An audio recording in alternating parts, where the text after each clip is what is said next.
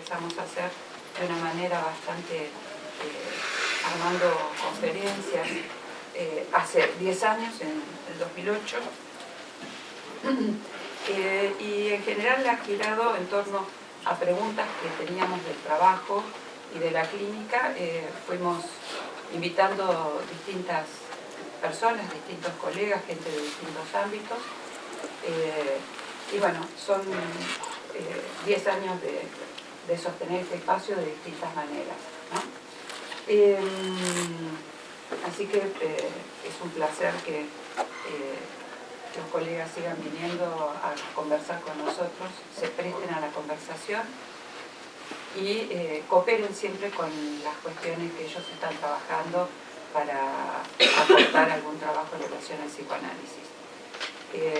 Más allá de que los alumnos encuentren un espacio alternativo al académico, para los colegas que trabajamos en relación al psicoanálisis, siempre nos ha aportado cuestiones muy valiosas respecto a la lectura. Los colegas siempre han sido muy generosos con su trabajo. Así que, bueno, así Diego Yaiche y Gabriel Doncino, a partir de la conversación de noviembre del año pasado,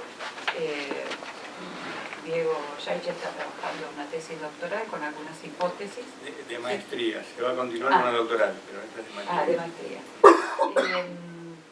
Y tiene algunas hipótesis respecto de Klein en Lacan, y Gabriel Doncino viene trabajando hace muchísimos años en la lectura de Klein. Por lo tanto, en noviembre, cuando nos encontramos, me surgió la idea de ponerlos en interlocución respecto de algunas cuestiones a las que se prestaron muy amablemente. Así que bueno, Diego Yaiche, o sea, la propuesta de esta conversación es un retorno a Lacan, como el propulsado por algunos psicoanalistas argentinos en la actualidad, no puede omitir el retorno del texto de Melanie Klein en Lacan. Y le corresponde explicitar la lectura lacaniana de Klein, que no podrá ser sin Freud. Va a comenzar exponiendo su hipótesis Diego Yaiche, que es psicoanalista, supervisor externo del Hospital de Niños de San Justo y del Centro de Salud Mental Mario Minetsky de La Matanza, docente de la carrera de especialización en clínica psicoanalítica del Colegio de Psicólogos de la provincia de Buenos Aires, coautor del libro Interrogar al autismo, de Ediciones del Cifrado. Ha integrado en los últimos años los espacios de lecturas cronológicas de Lacan y orientaciones al decir. Me parece que por ahí sería importante aclarar un detalle que encontró Michelle en el PDF en el que ustedes se pueden haber inscrito en la facultad, que en lugar de jornada de psicoanálisis decía jornada psicoanálisis. Entonces, jornada psicoanálisis. Así que jornada psicoanálisis, vamos a conversar un rato. Hola, ahí se escucha. Igual estamos cerca. Bueno, agradezco a Isabel que nuevamente me ha invitado. Lo que voy a presentar hoy no está en el estilo habitual de las cosas que suelo presentar, digamos, en este espacio. Esto tiene que ver con que esto es un adelanto de una tesis que me ha implicado un trabajo complicado de tener que ceder en algo lo que es mi estilo habitual para poder conformarlo a lo que es un esquema de tesis, ¿no? Digamos, para cualquier psicoanalista es complicado, para mí particularmente fue muy complicado, ¿no? Sobre todo porque, digamos, poder, digamos, hacer pasar algo de mi voz en un discurso universitario es muy complicado, así que seguramente lo que voy a leer, que son adelantos de esta tesis, bueno, carecen por momentos de mi voz, digamos, ¿no? Bueno, el tema de la tesis es Lacan con Melanie Klein, puesta en valor de la fase femenina. Ese es la denominación de la tesis.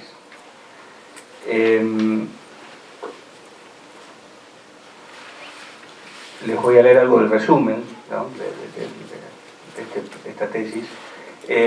Una aclaración, para mí también es importante, porque yo creo que una tesis, como cualquier escritura, no se escribe solo, ¿no? Entonces, en ese sentido, para mí, digamos, la presentación de hoy es parte de la escritura de la tesis, ¿no? Por eso, lo que pueden aportar será bienvenido. Este proyecto de tesis de maestría propone llevar adelante una investigación con el objetivo de poner a prueba si una puesta en valor de la fase femenina postulada por Melanie Klein en 1928 permite desprender consecuencias en la manera en que entendemos el retorno a Freud que propone Jacques Lacan. Se intenta demostrar que la identificación primitiva con la madre, señalada por Jacques Lacan, es la manera como adecúa a su pensamiento la identificación precoz con la madre de la fase femenina, bajo cuyo seno se localizará la conjunción con el falo. Se propone además situar cómo la frustración del pene paterno en Melanie Klein, con el daño imaginario que conlleva, llega a emplazarse en Jacques Lacan en el lugar de aquello de lo que el sujeto está privado y que toma el valor de significante de su alienación al otro, con mayúscula. Voy a darles una pequeña introducción de esta tesis. El psicoanalista argentino Luis Erneta, uno de los pioneros del psicoanálisis lacaniano, formado en una lectura de Freud desde Melanie Klein, ha planteado ya bastante, ¿no?, que puestos a deletrear el texto de Lacan, que parecía prometernos ese retorno a Freud, nos encontramos con el retorno inesperado del texto de Melanie Klein, que tenía en Lacan un lector a la medida de su obra y que se acercaba a ella con el respeto que merecen los mayores. Esto es una cita de Erneta del año 90. Testimonio de que ese retorno a Freud parecería implicar entonces, cito nuevamente a Erneta, una lectura de Melanie Klein desde Freud que de ahí en más ya no podría ser sin Lacan. La investigación que lleva adelante un colega, Federico Corniglio, sobre las incidencias del psicoanálisis francés en la producción del joven Lacan, del 32 al 38, permite suplementar estas observaciones al señalar como muy tempranamente el propio Lacan estuvo influido por esa lectura kleiniana de Freud que lo llevó a proponer, cito a Corniglio, una versión original de los orígenes maternos del superyo arcaico. Fin de la cita. Donde la fantasía de castración encontraba su antecedente en las fantasías precedentes de despedazamiento, cuestión que ya había destacado Pierre Férida en 1994 en una conferencia proferida en San Pablo. Esta temprana conjetura estará aún presente en 1960, cuando en el coloquio de Bonneval, Lacan señale, voy a hacer una traducción personal de esta cita de Lacan, ¿no? Tiene una pequeña diferencia respecto a las dos traducciones que hay dando vueltas. Esta temprana conjetura estará aún presente en 1960, cuando en el coloquio de Bonneval, Lacan señale que a partir de la investigación kleiniana, el destete está tan situado, la expresión francesa es trop situé, que podría ser traducido también como demasiado situado o como indebidamente situado. Yo preferí, digamos, traducirlo como tan situado, ¿no? A partir de la investigación kleiniana, el destete está tan situado en la fantasía de desmembramiento del cuerpo de la madre, como para que no sospechemos que es entre el seno y la madre que pasa el plano de separación que hace del seno el objeto perdido en juego en el deseo. Dice en caus, ¿no? En caus, no sé la traducción, digamos, la fonética, que ha sido traducido como en causa, hay un juego de palabras ahí, pero que literalmente es en juego, ¿no? Yo preferí mantener el en juego, no sin señalar que, bueno, que en francés aparece este en causa, ¿no? Con este juego con la causa del deseo, ¿no? Bueno, esto también lo observa Pierre Férida. En una vuelta de tuerca más planteamos que un retorno a Lacan, como el propulsado por algunos psicoanalistas argentinos en la actualidad, no puede pasar sino por explicitar esa lectura lacaniana de Klein, que no podrá ser sin Freud, o más específicamente sin Ruth Matt Brunswick. Después voy a aclarar por qué. En este sentido, hacemos nuestro los señalamientos de Retta Keylor en lo tocante a que, bueno, traduzco, algunos lacanianos ahora hablan de un retorno a Klein. Esto es de una cita del 2003. Y de la brasilera Ángela Moreira Uchittel, para quien, traduzco, dice, en líneas generales es hasta posible inscribir a Lacan como heredero tanto de Freud en cuanto de Klein. Esto es del 2005. Pierre Férida, director de la tesis más importante sobre Lacan, en cuanto lector privilegiado de Melanie Klein, la de Marie-Claude Thomas, será explícito al respecto. Les traduzco porque esto es una conferencia que dio en portugués. Para Lacan, el retorno a Freud significaba que hasta aquel momento la obra de Melanie Klein había sido exhaustivamente leída y trabajada por él. Por tanto, retorno a Freud después de Melanie Klein. Esto es del 94, una conferencia del 94 en San Pablo. Muchos años antes, en 1976, la psicoanalista Aide Feinberg, en su ensayo sobre el caso Richard de Melanie Klein, concluye que el concepto faltante dentro de la teoría kleiniana es el que articula la idea del pene ausente con la de falo. Las discusiones en torno al Edipo temprano, como afirmaba también en ese momento el psicoanalista Jaime Spilka, no implican, cito, no implican devaluar ni desconsiderar los profundos e importantes aportes kleinianos, sino no solo señalar la necesidad de ubicarlos en el contexto imaginario al que pertenecen y así poder articularlos más adecuadamente con la estructura simbólica pertinente. Para el psicoanalista uruguayo Ricardo Bernardi, estas tentativas aspiran, dejando aparte el problema de la compatibilidad de los distintos esquemas referenciales, a hacer de las concepciones de Lacan un marco teórico general que permita revalorizar, reformulándolas, ciertos aspectos de la clínica kleiniana. Aclaro que esta no es mi posición, es la de Bernardi. Yo no estoy de acuerdo en hacer de Lacan ningún marco general de nada, ¿no?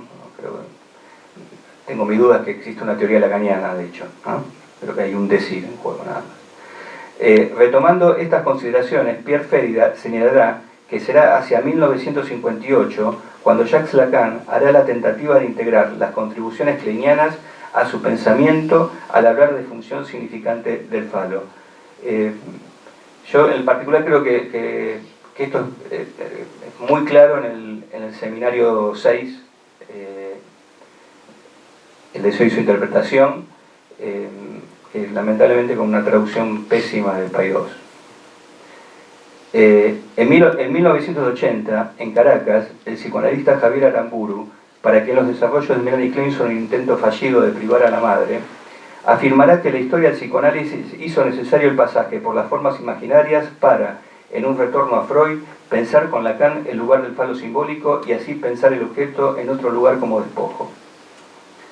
Pregunto, ¿podemos afirmar que la concepción del deseo que elabora Jacques Lacan entre 1953 y 1960 no se sustenta solamente en un retorno a Freud, sino que se nutre también de los desarrollos de Melanie Klein?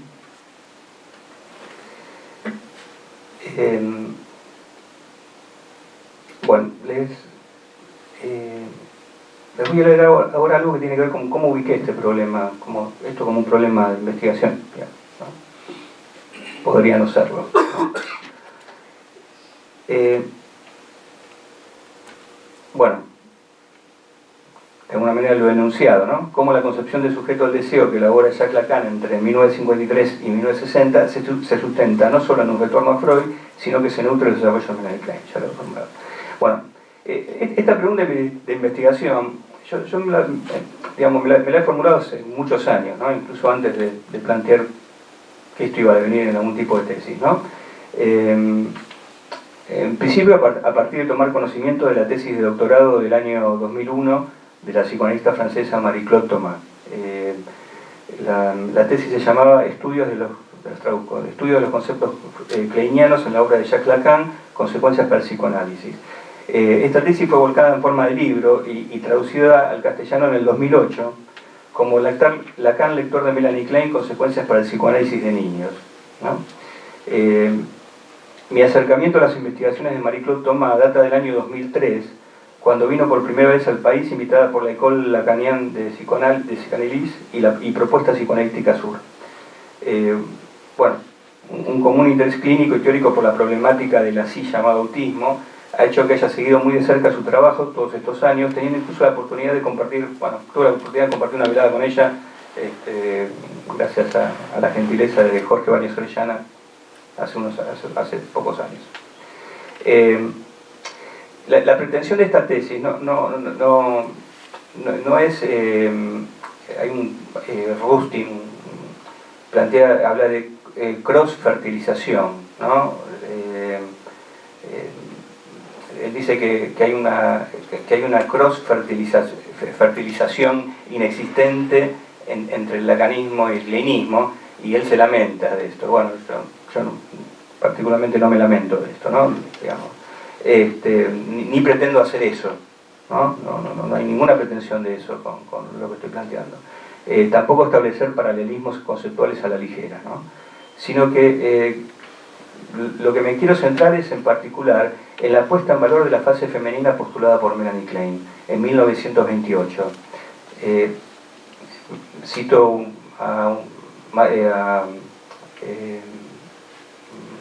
también es Jamón, una psicoanalista. Dice, esa especie de excepción, ella dice que la fase femenina es esa especie de excepción con respecto al conjunto de la obra de Klein, ¿no? La fase femenina, ¿no? Aparte, no ha sido suficientemente destacada por aquellos que hasta ahora han abordado la articulación Klein-Lacan. Fundamentalmente porque dicha fase fue, bueno, y yo la quiero retomar, ¿no? Porque fundamentalmente dicha fase fue retomada por la propia Klein, sin nombrarla, en el capítulo 8 del psicoanálisis de niños de 1932, ¿no? Ella la presenta en 1928, ¿no? Y ahí la denomina fase femenina. Pero la retoma en el capítulo 8 del psicoanálisis de niños, el 32, ¿no? La despliega incluso, sin nombrarla de esa manera. Este capítulo 8 se denomina primeros estadios del conflicto de Edipo y de la formación del super-yo. Estadios acá es estadios, más que estadios. Obra magna de Melanie Klein, que fue encargada de traducir a Jacques Lacan al francés y que, según las propias palabras de Melanie Klein, no podía quitársela de las manos, ¿no? Esta anécdota la cuenta Marie-Claude Thomas en su tesis, ¿no? La verdad que es, bueno, cita un poco la figura de Lacan, ¿no? Digamos, se las cuento brevemente porque no sé si la conocen. Lacan conoce a Melanie Klein a través de Winnicott en los años 50. Creo que esto es poco antes de que Lacan da la conferencia Reflexiones sobre el ego, ¿no? En Londres. Conferencia que Lacan da, escribe y profiere en inglés. No es claro que haya estado Melanie Klein presente, ¿no? Esto no se sabe. El que sí estuvo fue Winnicott, ¿no? Conoce a Melanie Klein a través de Winnicott. Hasta ese momento prácticamente no había traducciones de la obra de Klein en francés. Había una sobre la importancia de la formación de símbolos en el desarrollo del yo, el caso Dick, pero no había más que eso. Entonces, Melanie Klein, digamos, le propone a Lacan que traduzca el psicoanálisis de niños, ¿no? Lacan manejaba varios idiomas, alemán, francés, inglés, ¿no? Y aparte de alguien conocedor de la obra de Klein. Lacan acepta, ¿no? O sea, el problema es que, claro, Lacan la acepta y empiezan a pasar los meses y Lacan se queda con el texto, ¿no? Se queda porque justamente cuando llega al capítulo 8 encuentra algo que para él es fundamental, ¿no? Que es un poco, ahora voy a hablar algo de eso, y se lo quiere quedar para él, digamos. Por lo menos no quiere que le ganen de mano, digamos, ¿no? Hasta que, bueno, finalmente en un momento Mene Klein empieza a ponerse un poco nerviosa y dice, bueno, ¿qué le pasa a este hombre que no entrega la traducción? Lo empiezan a acosar a Lacan, creo que hasta Lebovich, creo que lo va a increpar porque no entrega, y bueno, Lacan finalmente tenía alguna parte, o sea, le entrega parte de la traducción que tenía y se entiende el asunto, y finalmente el primer traductor de Klein al francés fue un canadiense, ¿no? Si no hubiera sido Lacan. Esta fase femenina está intrínsecamente relacionada con esa tercera dimensión de la teoría kleiniana, también destacada por Rustin, interesada en la formación de símbolos y formulada en términos de instinto epistemofílico, formulación que será retomada por Anna Segal y Bion y que merecerá la atención crítica de Lacan.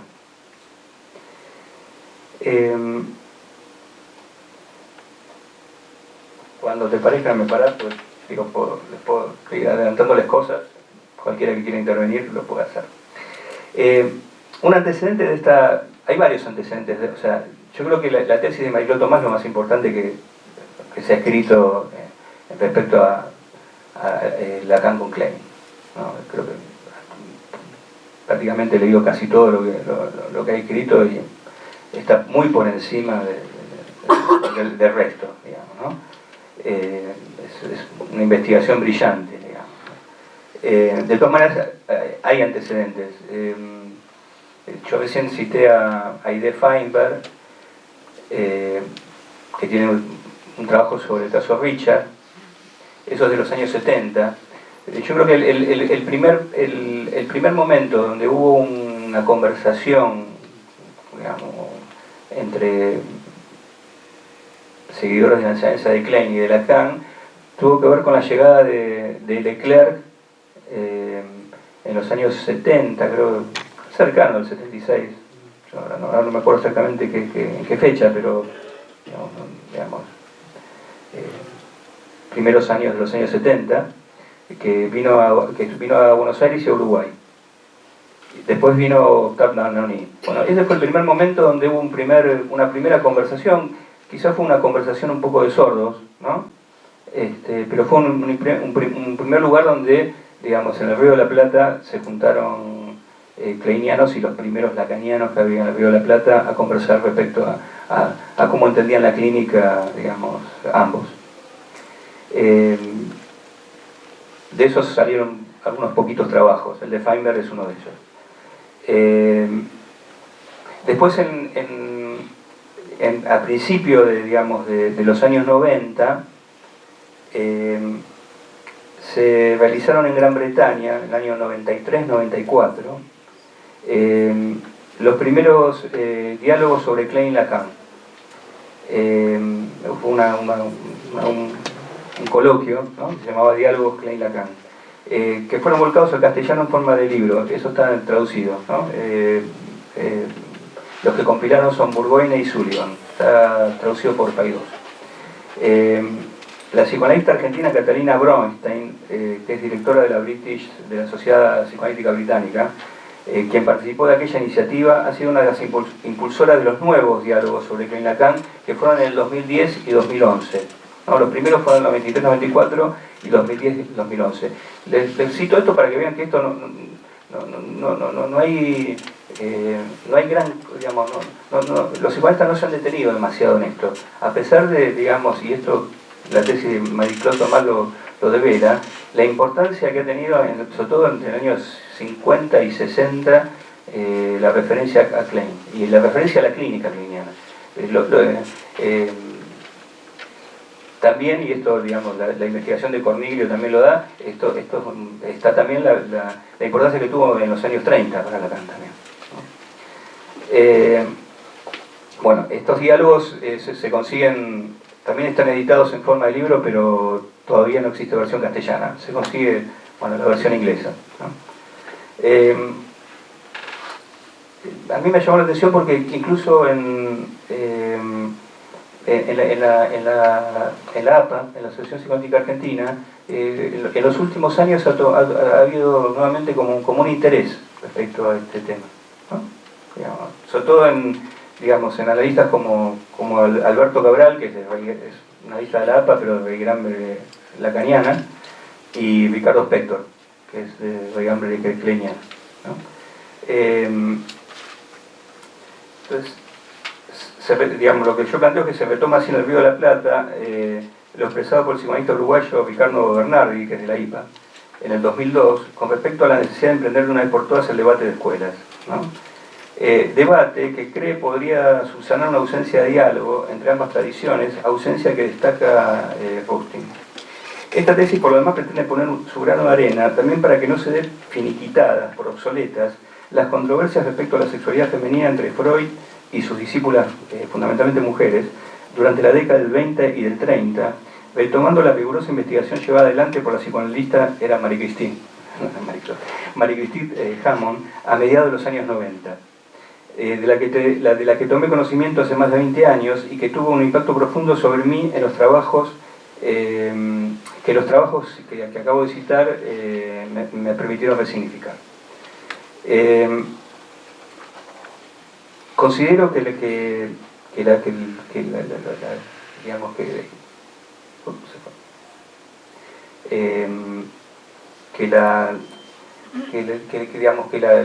la problemática que planteo contribuye a la discusión inevitable de si aún requiere ser, y cito a Lacan, ¿no?, de si aún requiere ser conservado con su plena función para aproximarnos a cuál es la función del objeto en el deseo, ese falo negativizado, elemento escondido, que es el soporte vivo del sujeto, dice Lacan. ¿No? A mí me parece muy interesante esto que planteé, que cuando está elaborando la noción del menofí, ¿no?, estos seminarios 6, planteé que el falo es el soporte vivo del sujeto, ¿no? El falo entra en tanto menofí. Incluso va más lejos Lacan, dice que ese elemento escondido, soporte vivo del sujeto, no puede ser subjetivado como tal, ¿no? Yo agrego que ni debe, ¿no? Si alguno me ha escuchado últimamente, yo vengo planteando cierta crítica a hablar de sujeto, ¿no? Creo que hay que empezar quizás a distinguir entre sujeto y subjeto con B, o entre sujeto y subjetividad. Bueno, él plantea que justamente este soporte vivo del sujeto no puede ser subjetivado como tal, y yo digo, agrego, siguiendo a Winnicott, que no debe, ¿no? Y que hace que solo podamos captar la verdadera función del objeto en el deseo, cito a Lacan, examinando a fondo la serie de sus relaciones posibles con la S tachada. Algoritmo que sintetiza la concepción lacaniana de sujeto, que, insisto, no es equivalente a subjetividad.